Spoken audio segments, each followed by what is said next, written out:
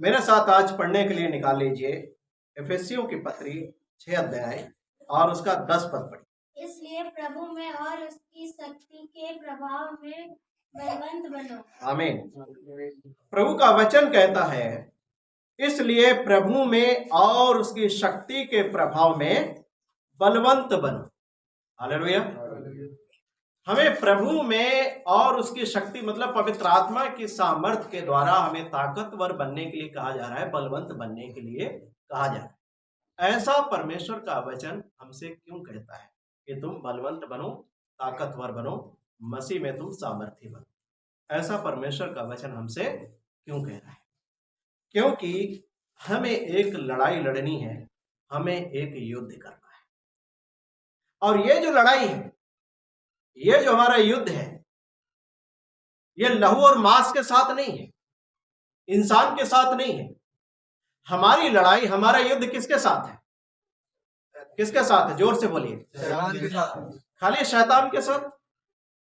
शैतान और उसकी सारी सेना के साथ है। खाली शैतान के साथ नहीं है, हमें उसकी सेना के साथ लड़ना है। और इसलिए परमेश्वर का वचन हमें कहता है कि तुम प्रभु में और उसकी शक्ति के प्रभाव में बलवंत बनो, क्योंकि तुम्हें शैतान के साथ लड़ाई लड़नी है, एक युद्ध करना है। Hallelujah, hallelujah. एक बात को याद रखिएगा, परमेश्वर का राज्य कब फैलता है, कब बढ़ता है? सवाल है आपसे, परमेश्वर का राज्य कब फैलता है, कब और कैसे फैलता है? बताइए। गवाही देने के द्वारा। और बताइए, जल्दी जल्दी बताइए। हमें परमेश्वर का राज्य फैलाना है ना, अभी तो हम सीख रहे हैं। परमेश्वर के वचनों का प्रचार करने के द्वारा। परमेश्वर के वचनों का प्रचार करने के द्वारा। और बताइए, जल्दी जल्दी बताइए। आप जो भी बोल रहे हैं गलत नहीं है, आप बताइए। अपने जीवन के द्वारा परमेश्वर के राज्य को फैलाना है। और बताइए, परमेश्वर का राज्य कब और कैसे फैलता है? ये सवाल है, मेरी बात सुन। परमेश्वर का राज्य कब और कैसे फैलता है? जब शैतान का राज्य खत्म होता है। क्योंकि वचन कहता है, मेरे साथ आज पढ़ने के लिए निकाल लीजिए पहला यूहन्ना की पत्री 5 अध्याय उसका 19 पद। हम जानते हैं कि हम परमेश्वर से हैं और सारा संसार उस दुष्ट के वश में पड़ा है। वचन कहता है, हम जानते हैं कि हम परमेश्वर की ओर से हैं, लेकिन सारा संसार उस दुष्ट शैतान के वश में, उसकी अधीनता में, उसकी गुलामी में पड़ा हुआ है। परमेश्वर का राज्य कब और कैसे फैलता है? जब शैतान का राज्य खत्म होता है, जब शैतान का राज्य नष्ट होता है, तब परमेश्वर का राज्य फैलता है। क्योंकि सारा संसार शैतान के वश में, उसकी गुलामी में, उसकी अधीनता में, उसके वश में पड़ा। और जब सारा संसार शैतान के वश में, उसकी गुलामी में पड़ा हुआ है, ऐसी स्थिति में जब आप उसके गुलामों को उसकी गुलामी से छुड़ाने के लिए जाओगे, तब क्या वह आपसे लड़ेगा नहीं? जब सारा संसार शैतान की गुलामी में, उसके वश में पड़ा है, और आप जा रहे हो परमेश्वर के राज्य को फैलाने के लिए, शैतान के गुलामों को आजाद करने के लिए, तो शैतान क्या आपसे लड़ेगा नहीं? क्या वो आपसे बिना लड़े, बिना आपका सामना किए, बड़ी आसानी से अपने गुलामों को आपके संग जाने देगा? नहीं जाने देगा भाई। वो आपसे लड़ेगा, आपका सामना करेगा, आपको चुनौती देगा। जब शैतान का राज्य खत्म होता है, तब परमेश्वर का राज्य फैलता है। इस बात को याद रखिएगा। और हम परमेश्वर के राज्य को फैलाने वाले हैं, और अगर हम परमेश्वर के राज्य को फैलाना चाहते हैं, तो एक बात याद रखिएगा, शैतान और उसकी सेना हमारा सामना करने के लिए हर जगह खड़ी। हालेलुया। किसी ना किसी रूप में हमारा सामना करने के लिए वो खड़ी हुई। इसीलिए परमेश्वर का वचन कहता है कि तुम पवित्र आत्मा की सामर्थ्य में, प्रभु में क्या बनो? बलवंत बनो। Hallelujah, hallelujah, hallelujah. एक बात को याद रखिएगा, शैतान गरजने वाले सिंह के समान हमेशा चौकन्ना रहता है। और जब उसको यह पता चलता है कि एक प्रदीप नाम का, एक सोनू नाम का, एक पंकज नाम का, संदीप नाम का एक मसीह की सेना में से एक मसीह का योद्धा इसलिए निकला है कि वो शैतान के राज्य को हिला दे और उसको खत्म करे, नष्ट करे और शैतान के गुलामों को शैतान की गुलामी से आजाद कर दे। Hallelujah, hallelujah. जब शैतान को ये पता लगता है कि एक मसीह का योद्धा आ रहा है उससे लड़ने के लिए, उसके वश में, उसकी गुलामी में जो लोग पड़े उनको छुड़ाने के लिए आ रहा है, तो शैतान और उसकी पूरी सेना में हड़कंप मच जाता है, खलबली मच जाती है। और शैतान तुरंत ही क्या करता है, अपनी सारी दुष्ट आत्माओं की सेना को बुलाता है, एक इमरजेंसी मीटिंग बुलाता है। क्यों भाई? शैतान को जब पता लगता है कि भाई एक आ रहा है मसीह का योद्धा, मुझसे लड़ने के लिए मेरे गढ़ों को हिला करके ढा देगा और जो मेरी गुलामी में पड़े हुए लोग हैं उनको छुड़ा करके ले जाएगा मसीह के पास, शैतान, उसकी सेना घबरा जाती, हिल जाती है। शैतान तुरंत ही इमरजेंसी मीटिंग को बुलाता है, सारी दुष्ट आत्माओं को बुलाता है, पूरी सभा को बुलाता है और क्या बोलता है अपने दुष्ट आत्माओं से, अरे तुम लोगों ने उसको देखा है, वो मसीह का योद्धा, वो नंदलाल नाम का एक योद्धा है मसीह की सेना का, वो निकला है, वो हमारे राज्य को हिलाने के लिए, खत्म करने के लिए आ रहा है, उन लोगों को हमारे गुलामी से छुड़ाने के लिए आ रहा है। अगर उसने एक को भी छुड़ा लिया तो एक आत्मा नरक जाने से बच जाएगी। अब सोच विचार करो, अब योजना बनाओ, क्या करना है क्या नहीं करना है कि मसीह के उस योद्धा को कैसे रोका जाए, कैसे उसको पीछे ढकेला जाए, कैसे उसका सामना किया जाए, कैसे उसको गुमराह किया जाए, भटका दिया जाए। अब भाई योजना बनाओ, कुछ विचार करो, सोच विचार क्या करना।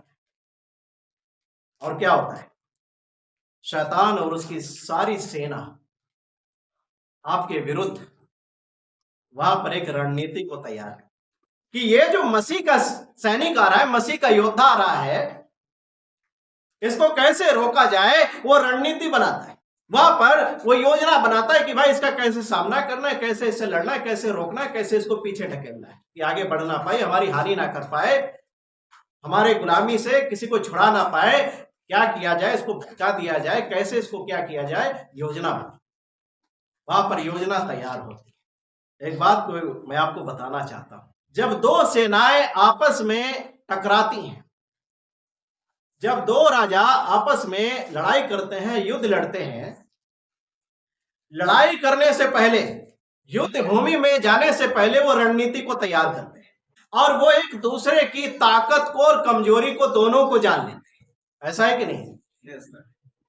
कि उस राजा की सामने वाली जो सेना है उसकी ताकत क्या है, उसकी कमजोरी क्या है, ये दोनों बातें क्या होते हैं, पता कर लेते हैं और तब युद्ध के लिए अपने आप को तैयार करते हैं और कोशिश रहती है कि वो जो सामने वाली सेना है जो हमसे लड़ाई करने के लिए चली आ रही है, हम पर हमला करने के लिए चली आ रही है, उसकी ताकत को छोड़ करके उसकी कमजोरी पर अटैक, उसकी कमजोरी को पकड़ो, कमजोरी को देखो कि कहां पर उनकी क्या कमजोरी है। और वहीं पर वो कहते हैं ना, अगर शरीर में घाव हो तो सामने वाला क्या सोचता है जो आपसे लड़ने के लिए आ रहा है, इसके घाव पर ही हमला करो, घाव पर अटैक, दुखती हुई नस पर हमला करो।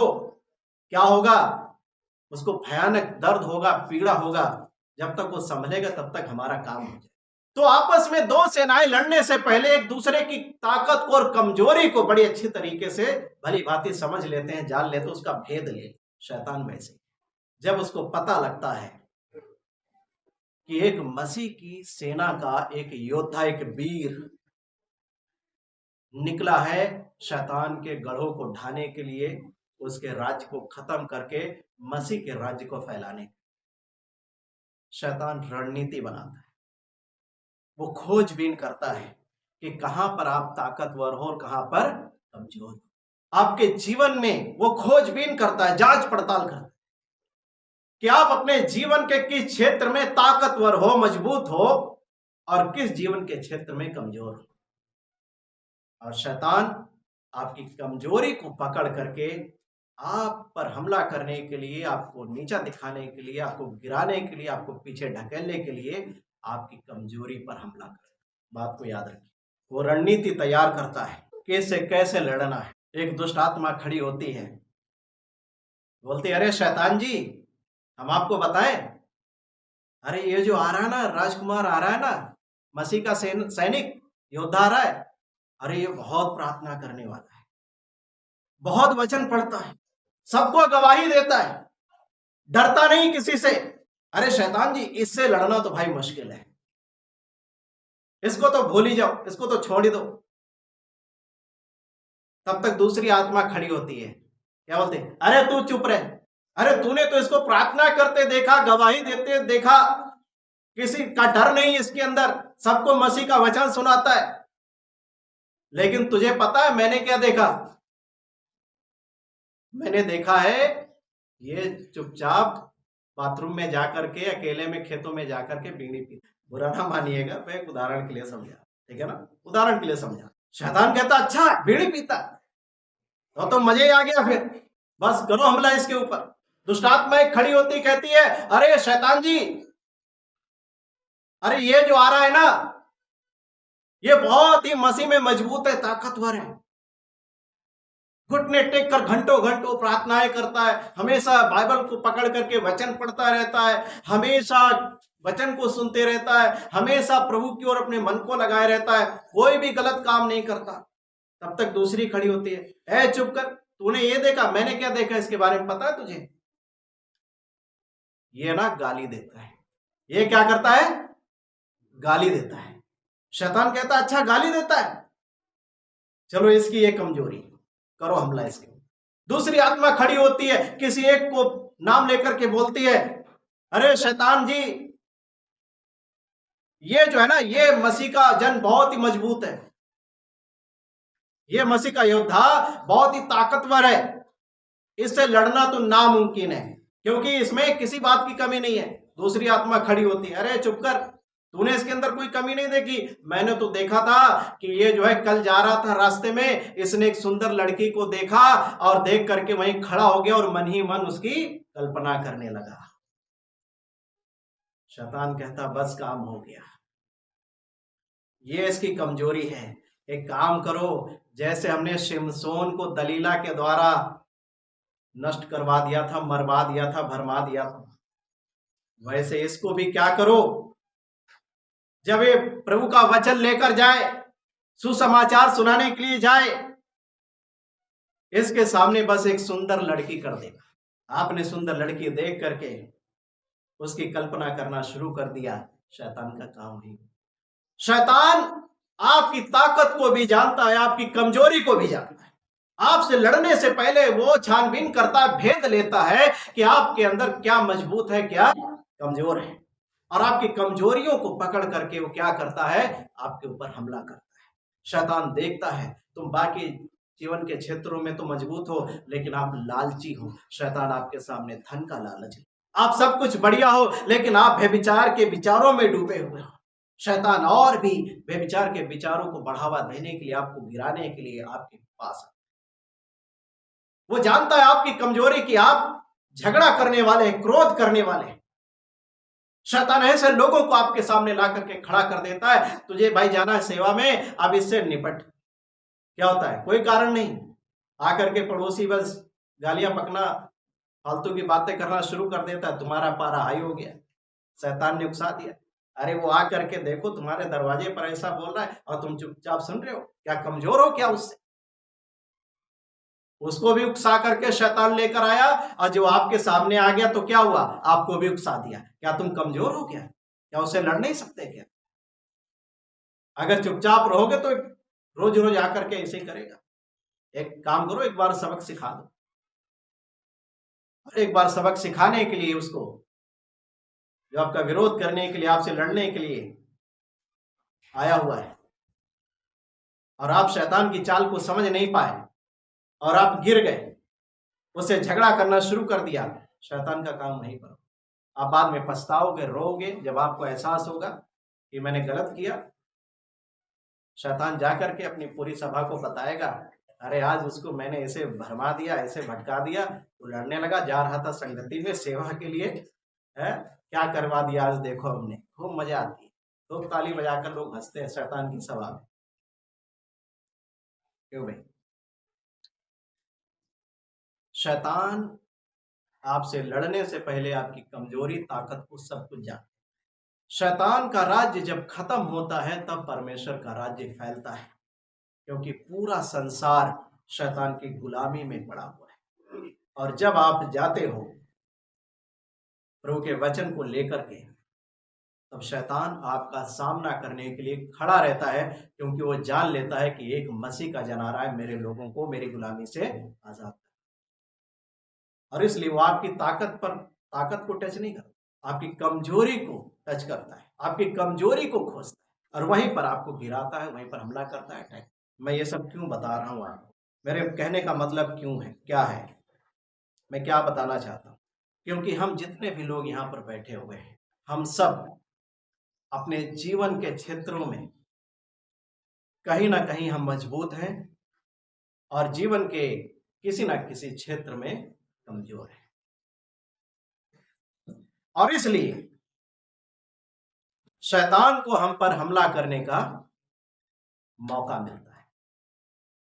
वो हमारी कमजोरियों को खोजता है, हमें गिराने, पीछे खींचने के लिए, हमें पीछे ढकेलने के लिए, परमेश्वर से दूर करने के लिए आता है, क्योंकि हमारे जीवन में उसको कुछ कमजोरी नजर जब आती है तो उसी कमजोरी का फायदा उठा करके हमला करता है और अपना काम करना शुरू करता है। इसीलिए मसीह के योद्धा को, मसीह के जन को, मसीह के लोगों को अपने जीवन के हर क्षेत्र में मजबूत होना जरूरी है।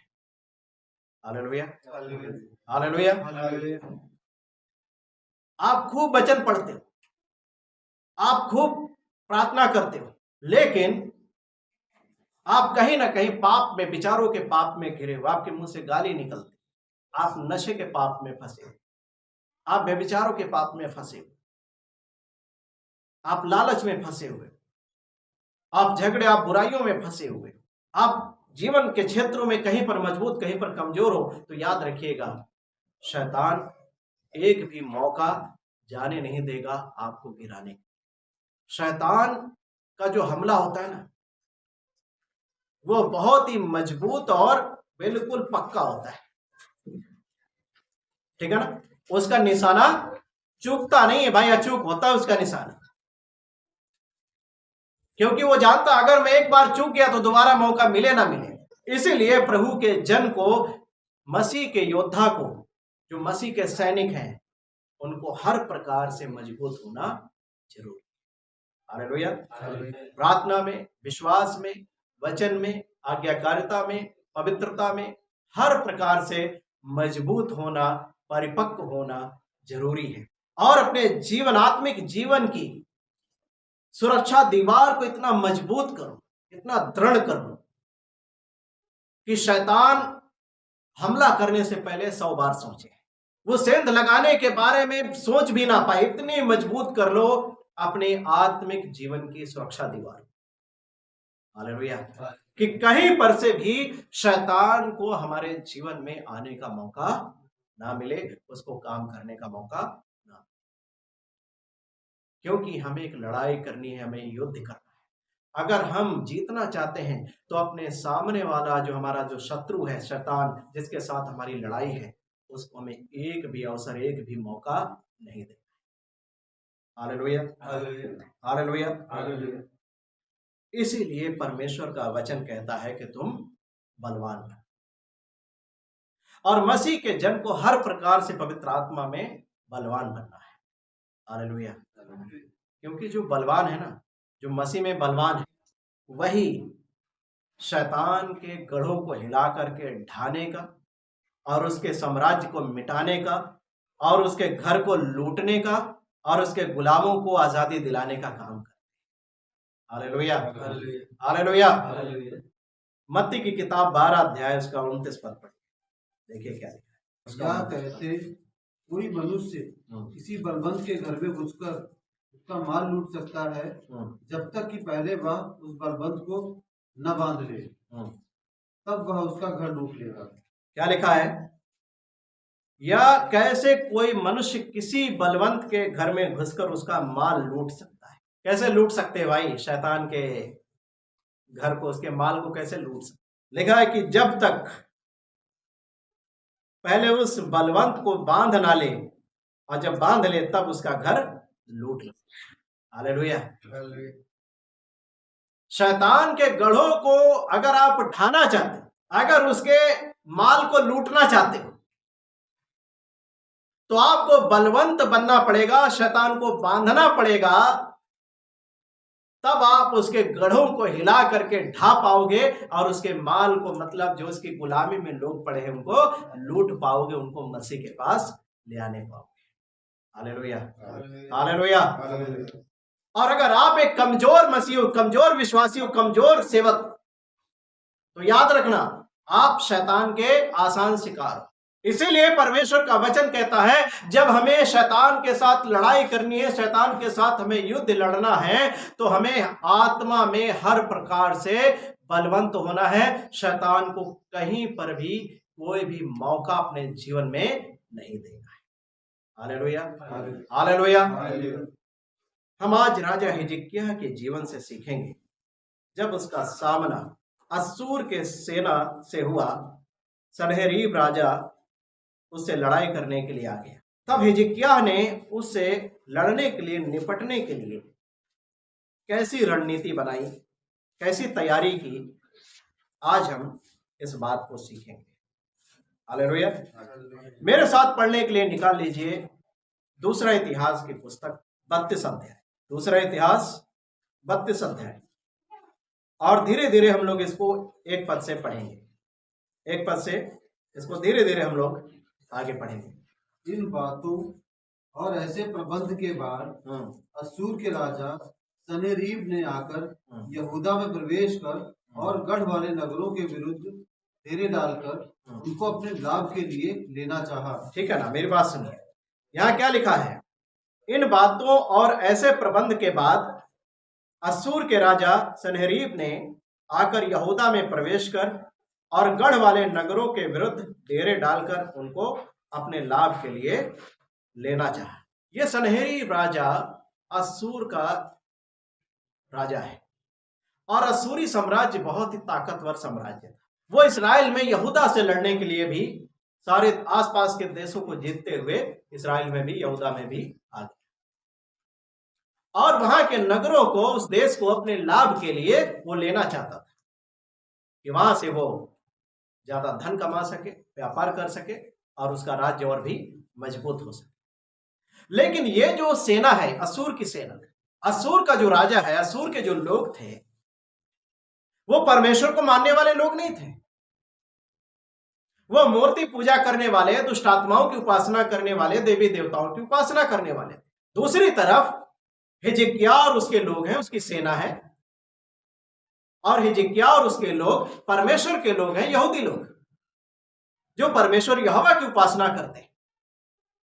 इसको आप आत्मिक तरीके से समझिए। एक तरफ शैतान की सेना है, दूसरी तरफ परमेश्वर की सेना है, और दोनों के बीच में लड़ाई होनी है, दोनों आमना सामना करने के लिए तैयार हैं। जब हिजकिय्याह को यह मालूम हुआ कि सनहेरीब अपनी सेना को लेकर के मेरे देश में आ गया, वो लड़ना चाहता है अपने लाभ के लिए, वो हमें गुलाम बनाना चाहता है, कब्जा करना चाहता है, तो हिजकिय्याह राजा ने क्या किया? अपने सारे कर्मचारियों को दरबार में बुला करके क्या किया? उनसे बातचीत किया, सलाह किया, और रणनीति बनाई कि हमें उस सनहेरीब का कैसे सामना करना है, उसकी सेना का कैसे सामना करना है। हालेलुया। इसको आगे पढ़िए, देखिए। यह देखकर कि सनहेरीब निकट आया है और यरूशलेम से लड़ने की इच्छा करता है, हिजकिय्याह ने अपने हाकिमों और वीरों के साथ यह सम्मति की कि नगर के बाहर के स्रोतों को पटवा दें, और उन्होंने उसकी सहायता की। ठीक है ना। तो जब हिजकिय्याह ने अपने लोगों के साथ रणनीति बनाई कि कैसे सनहेरीब की सेना का हमें मुकाबला किया, हम मुकाबला करें, उसका सामना करें, उन्होंने क्या किया? कि काम करो, जितने भी बाहर यरूशलेम की दीवार के जो शहर पना है उसके बाहर जितने पानी के सोते हैं, कुएं हैं, उनको पटवा दो, उनको भरवा दो। ठीक है ना? आगे पढ़िए, देखिए। इस पर बहुत से लोग इकट्ठा हुए और यह कहकर यह अश्शूर के राजा क्यों यहाँ आए और यह आकर बहुत पानी पिए, उन्होंने सब स्रोतों को पाट दिया और उस नदी को सुखा दिया जो देश के मध्य से होकर बहती थी। हालेलुया। क्या रणनीति बनाई कि वो आकर के हमारे यहाँ क्यों पानी पिए, हमारा बहुत पानी क्यों पिए? वो आएगा, खाने पीने की उसको सुविधाएं मिलेंगी, आराम से सालों साल वो रुकेगा। एक काम करो, उनके जो खाने पीने की जो चीजें हैं, जहां से उनको खा पी करके ताकत मिलेगी, उस सप्लाई को ही बंद करो। हालेलुया। उस सप्लाई को क्या करो? बंद कर दो। अब भाई उस जमाने में कुआं खोदना क्या आसान होता था क्या? आसान तो नहीं होता। ठीक है ना? नल होते नहीं थे कि हमने बोरिंग किया, जमीन में छेद करके पानी निकाल लिया, पाइप डाल करके हमने निकाल लिया। ऐसा होता था क्या? पुराने समय में तो लोग नदी से, नाले से, तालाबों से, कुओं से, झरनों से पानी पिया करते थे। तो राजा ने, हिजकिय्याह ने रणनीति बनाई कि कैसे अश्शूरी सेना को रोका जाए, कैसे उसको कमजोर किया जाए। अपने लोगों के साथ रणनीति बनाई और लोगों से सलाह किया। और क्या बोला? लोगों ने क्या सलाह दिया?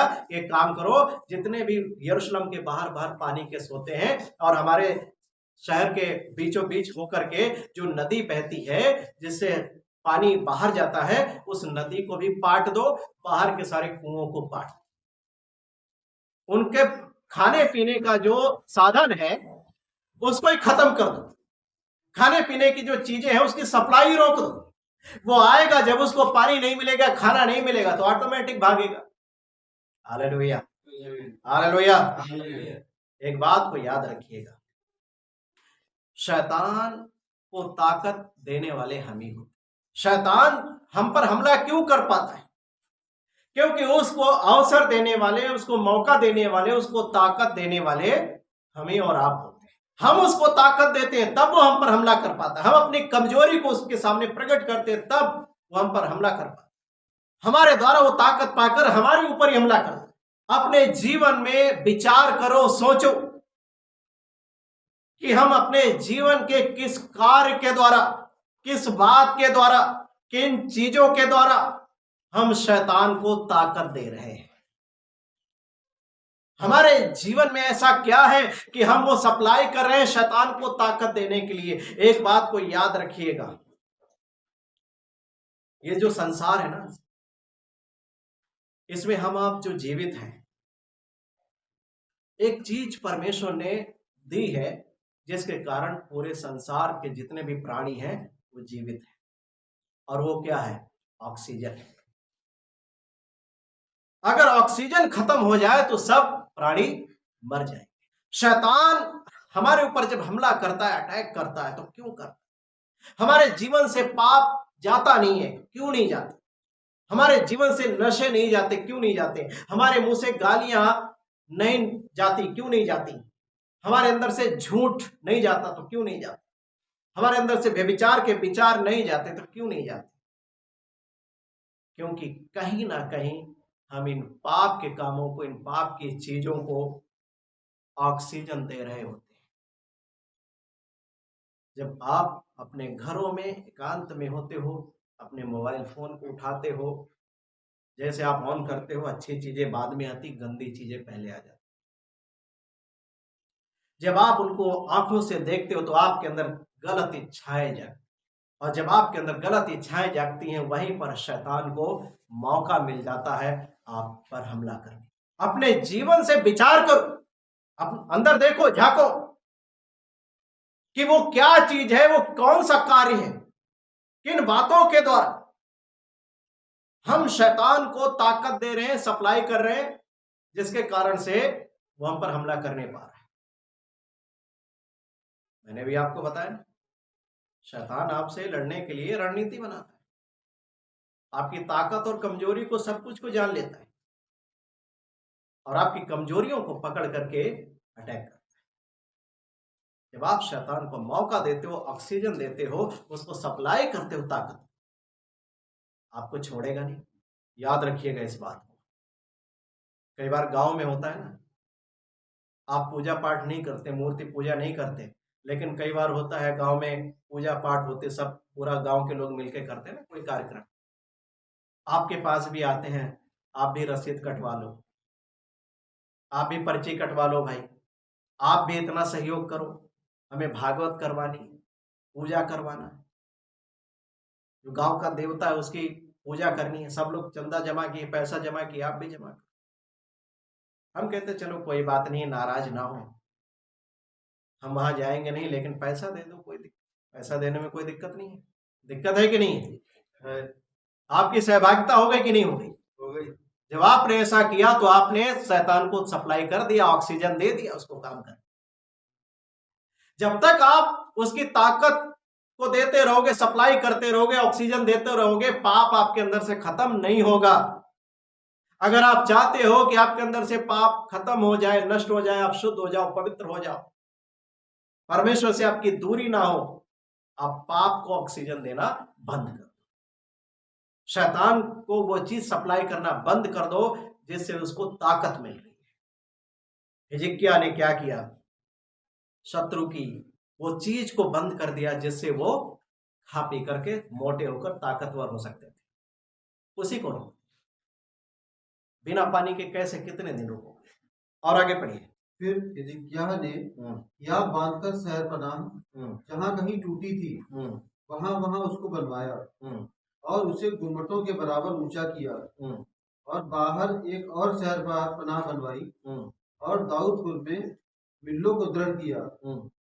उसने बहुत से तीर और ढाले भी बनवाई। यहाँ पर इसको धीरे धीरे समझना है। पहला काम क्या किया हिजकिय्याह ने? पानी के स्रोतों को बंद कर दिया। दूसरा काम क्या किया?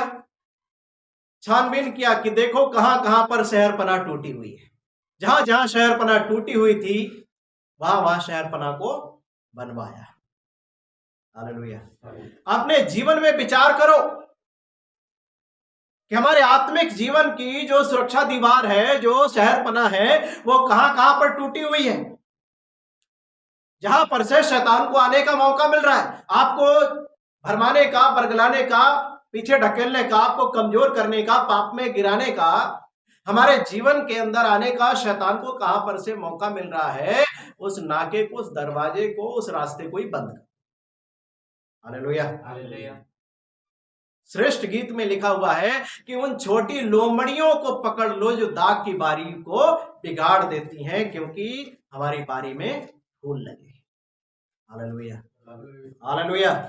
अपने जीवन की आत्मिक शहरपनाह को जहां पर टूटी है उसको बनाओ, उस रास्ते को बंद करो, और सिर्फ उस टूटी हुई शहरपनाह को बनाना नहीं है, उसको ऊंचा भी करना है।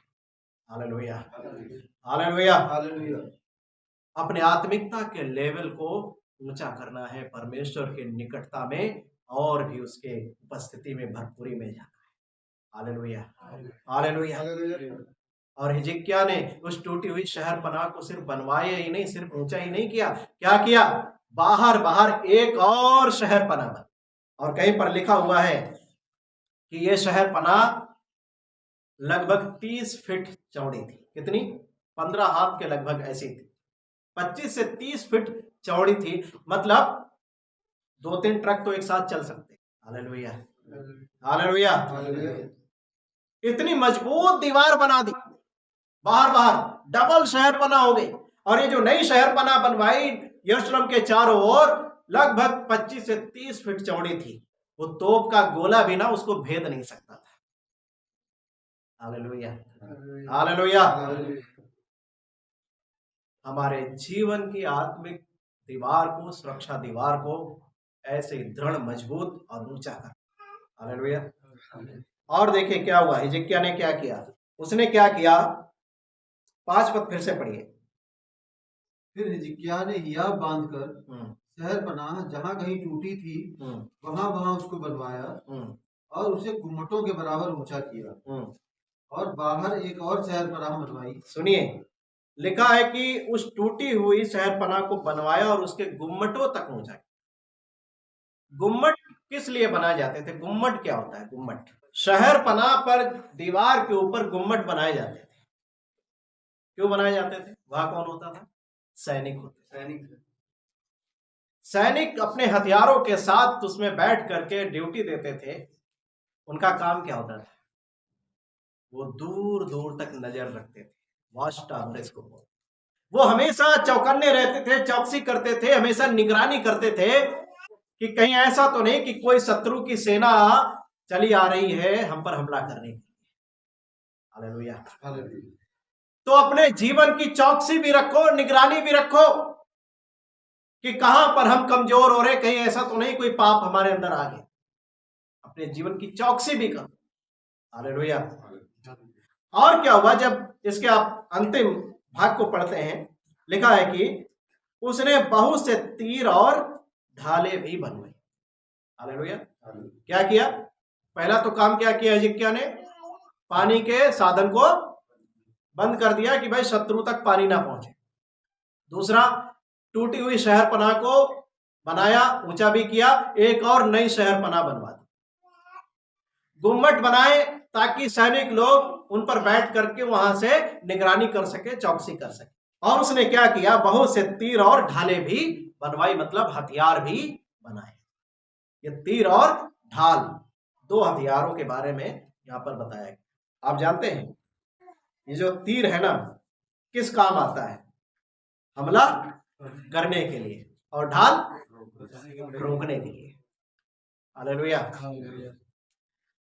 हिजकिय्याह ने दो प्रकार के हथियार बनवाए, एक हमला करने के लिए, शत्रु को मारने के लिए, और दूसरा शत्रु के हमले को रोकने के लिए ढाल को बनाया।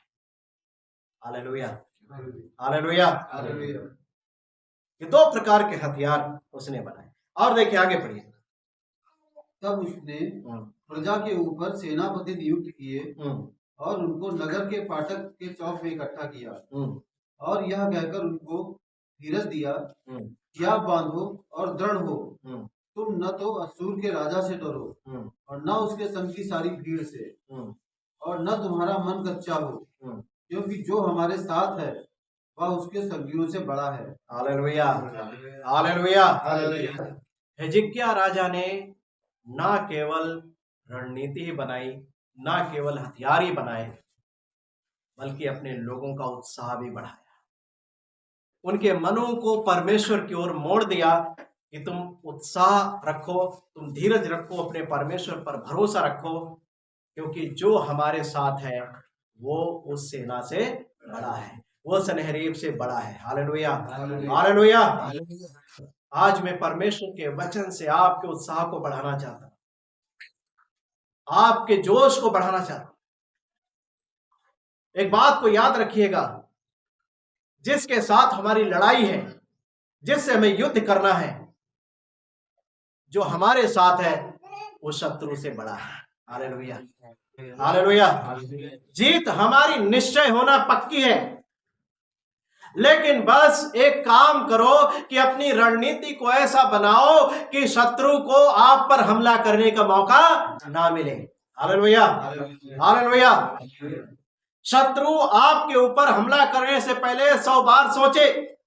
हिजकिय्याह ने ऐसी रणनीति को तैयार किया, ऐसी चीजों को उसने तैयार किया कि सनहेरीब के लिए हमला करना यरूशलेम के ऊपर आसान नहीं था। लेकिन फिर भी सनहेरीब ने ढिठाई करके क्या किया? एक धमकी भरा पत्र भेज दिया हिजकिय्याह को कि तू अपने परमेश्वर पर भरोसा मत कर, तो अपने आसपास के देशों को देख, क्या उनके देवता मेरे हाथ से उनको, अपने लोगों को बचा पाए? तेरा परमेश्वर भी मेरे हाथ से बचा नहीं पाएगा। हिजकिय्याह ने क्या किया? उस पत्र को पढ़ा, अपने कपड़े फाड़े और जाकर के परमेश्वर के भवन में परमेश्वर के सामने उस पत्र को फैला दिया और घुटने टेक करके रो रो करके प्रार्थना करने लगा। और उसी रात में क्या हुआ? जब सनहेरीब की अश्शूर की सेना यरूशलेम को घेरे हुए पड़ी थी, परमेश्वर ने रात में एक स्वर्गदूत को भेज दिया। क्या हुआ? एक दूत निकला परमेश्वर की सेना का एक योद्धा निकला और क्या हुआ, 1,85,000 शत्रुओं की सेना के सैनिकों को मार दिया। Hallelujah, hallelujah. याद रखो, सामने जो शत्रु है उसे डरने की आवश्यकता नहीं है, क्योंकि जो हमारी ओर है उससे बड़ा है। आप जब परमेश्वर के वचन की ये जो आत्मा की तलवार है जब आप लेकर के निकलोगे, याद रखना लाखों लाख लोग शैतान की गुलामी से आजाद किए जाएंगे। हालेलुया, आपके द्वारा छुड़ाए जाएंगे, आपके द्वारा आजाद किए जाएंगे। आप उनको जीत करके मसीह के पास लाओगे जब आपकी रणनीति सही होगी, अच्छी होगी, आपकी तैयारी पूरी होगी। आप पर शैतान हमला नहीं कर पाएगा जब आप पूरी तैयारी से लड़ने के लिए जाओगे। हालेलुया। और तब आप शैतान से लड़ करके उसके गढ़ों को ढा करके, हिला करके, उसके राज्य को नष्ट करके, उसके गुलामों को छुड़ा करके आप लेकर आओगे। शैतान का कोई भी जोर बस नहीं चलेगा। इसलिए याद रखना, जब शैतान के साथ हमारी लड़ाई है, शत्रु के साथ हमारी लड़ाई है, तो हमें पूरी तरीके से तैयार होना, अपने आप को बलवंत करना है। हालेलुया, हर प्रकार से बलवंत होना है। अपने जीवन के क्षेत्रों को, सभी क्षेत्रों को जांचो, हम कहां पर मजबूत हैं, कहां पर कमजोर हैं, और जहां पर कमजोर हैं वहां पर काम करो, अपने आप को मजबूत करो, दृढ़ करो, तैयारी करो कि शैतान आप पर एक भी जलता हुआ तीर चलाने ना पाए। हालेलुया। और जैसे वो चलाता है जलते हुए तीरों को, क्या करो, विश्वास की ढाल लेकर के खड़े हो जाओ उसके जलते हुए तीरों को। हिजकिय्याह ने 2 प्रकार के हथियार बनाए, एक हमला करने के लिए, एक हमले को रोकने के लिए। हमारे पास भी आत्मा के हथियार ऐसे ही हैं। हालेलुया। कुछ हथियार शैतान के हमलों को रोकने के लिए हैं और कुछ हथियार शैतान पर हमला करने के लिए। Hallelujah, hallelujah. अपने पास उन सारे हथियारों को क्या करो, धरो। जब आप मजबूत होगे, आप दृढ़ होगे, आप मसीह के एक अच्छे योद्धा, परिपक्व, युद्ध लड़ने में निपुण होगे, किसी भी प्रकार से किसी भी रीति से आप कमजोर नहीं होगे, अपने जीवन के क्षेत्र में मजबूत होगे मसीह में, याद रखना परमेश्वर आपको शैतान के गढ़ों में भेज करके शैतान के गुलामों को निकालने के लिए क्या करेगा, आपको इस्तेमाल करेगा। Hallelujah, hallelujah. इसीलिए पहले अपने जीवन की चौकसी करो, अपने आप को जांचो परखो कि हम युद्ध लड़ने के लिए तैयार हैं या नहीं। आसान नहीं होगा। शुरुआत में जब प्रभु ने हमें अपनी सेवकाई के लिए बुलाया 2010 में, मैं और मेरी पत्नी जब कहीं भी जाते थे नई जगह प्रभु के वचन को लेकर, एक साथ कई दुष्ट आत्माएं लौटना शुरू हो जाती थी, खेलना शुरू कर देती, लोगों के ऊपर सवारी आ जाती थी, चुनौती देती, अगर तुम यीशु मसीह के लोग हो तो निकालो। और अगर हम वहां पर कमजोर होते तो क्या होता, हमें लज्जित होना पड़ता। दुष्ट आत्माएं निकलने के बजाय काउंटर अटैक कर देती हमारे ऊपर। मैं परमेश्वर का धन्यवाद देता हूं कि हमने प्रभु के भरोसे उसके हाथों में अपने जीवन को सौंप करके अभी तक हमने लड़ाई लड़ी है शैतान के साथ, और कहीं पर भी प्रभु ने लज्जित होने नहीं दिया। Hallelujah, hallelujah. हम लोग कहीं भी जाते थे, किसी भी गांव में, उस गांव में घुसने से पहले, उस जगह में जाने से पहले, वहां पर जो दुष्ट आत्माएं काम कर रही होती हैं उनको यीशु मसीह नासरी के नाम से बांध कर, डांट कर दूर भगाते थे। पवित्र आत्मा से प्रार्थना करते, प्रभु आप जाइए वहां पर, पहले आप तैयार करो सारी चीजों, लोगों के मनों को तैयार करो, ताकि जब हम आपके वचन का बीज बोएं वो फलवंत। Hallelujah, hallelujah. और प्रभु हमें जयवंत करता गया। वचन में लिखा है कि हम जयवंत से बढ़कर हैं, वो हमें जय के उत्सव में लिए फिरता है। अगर हम बलवंत होंगे मसीह में तो याद रखना कहीं पर भी हमें लज्जित होना नहीं पड़ेगा। एक समय ऐसा आएगा जैसा हमारे समय में आया। एक समय था जब शैतान से लड़ना पड़ता था। एक समय ऐसा आया, कई लोगों ने गवाही दिया अपने मुंह से, मैं परमेश्वर का इसके लिए धन्यवाद करता हूं। वो दुष्ट आत्मा के बंधन में होते थे और जैसे ही वो मेरे पास फोन करते थे प्रार्थना करने के लिए, कि मन भी बनाते थे कि मैं उनके पास फोन करूंगा कि वो मेरे लिए प्रार्थना करें, वैसे वो उन्हें एहसास होता था कि उनके शरीर से कुछ चला गया। हालेलुया। जब शैतान जान लेगा कि आप एक मसीह के अच्छे योद्धा हो, मजबूत योद्धा हो, आपका सामना नहीं करेगा, आपके सामने से हट जाएगा, आपका रास्ता छोड़। Hallelujah, hallelujah. हमें ऐसा मसीह का एक योद्धा बनना है और तब हम आत्माओं का जीतने का काम कर पाएंगे। अगर हम कहीं पर अपने जीवन में कमजोर हैं, उस कमजोरी को दूर करो, वहां पर काम करो, मजबूत बनो। हालेलुया। जहां से शैतान को ताकत मिल रही हमारे जीवन से, जहां से उसको ऑक्सीजन मिल रहा है पाप लाने के लिए, हमारे अंदर पाप जा ही नहीं रहा है हमारे अंदर से, उस चीज को ऑक्सीजन देना बंद कर, वो काम करना बंद कर दो, उस चीज का सेवन करना बंद कर दो, शैतान को सप्लाई करना बंद कर दो, जैसे उसको ताकत मिल रही है। हालेलुया। जब आप ऐसा करोगे तब हम इस युद्ध को, इस लड़ाई को हम जीत पाएंगे और हम जयवंत होंगे और मसीह के राज्य को फैलाने पाएंगे। हालेलुया। क्योंकि मसीह का राज्य तभी फैलता है जब शैतान का राज्य नष्ट होता है, खत्म होता है, तभी परमेश्वर का राज्य फैलने, क्योंकि सारा संसार उसके वश में, उसकी अधीनता में, उसकी गुलामी में पड़ा है। और उसके गुलामों को छुड़ाने के लिए जब आप जाओगे तो आसानी से नहीं लाने देगा, आपसे लड़ाई करेगा, चुनौती देगा, आपका सामना करेगा कि आप पीछे हट जाओ। और जब आप आगे दृढ़ निश्चय के साथ बढ़ोगे, मसीह में बलवंत होगे, शैतान आपके रास्ते को छोड़ करके चला और आप एक आत्मा को जीतकर मसीह के पास लाने पाओगे। Hallelujah, hallelujah. प्रभु आप सभी को इस वचन के द्वारा बहुत ही आशीष दे और मैं आशा करता हूं कि प्रभु के इस वचन ने आपका उत्साह बढ़ाया होगा,